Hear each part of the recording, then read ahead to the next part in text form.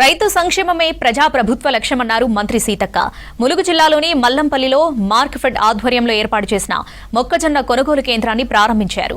రైతులు కొనుగోలు కేంద్రాన్ని సద్వినియోగం చేసుకోవాలని సూచించారు. కొనుగోలు ప్రక్రియలో ఎలాంటి ఇబ్బందులు ఎదురైనా తన దృష్టికి తీసుకురావాలన్నారు. రైతులకు ఎటువంటి అసౌకర్యం కలగకుండా చర్యలు తీసుకోవాలని అధికారులకు ఆదేశించారు.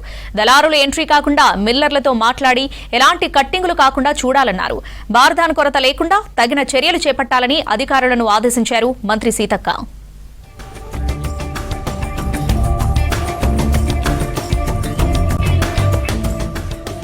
అందరూ కూడా జాగ్రత్తగా రైతులకు నష్టం జరగకుండా మంచిగా కొనుగోలు చేయండి.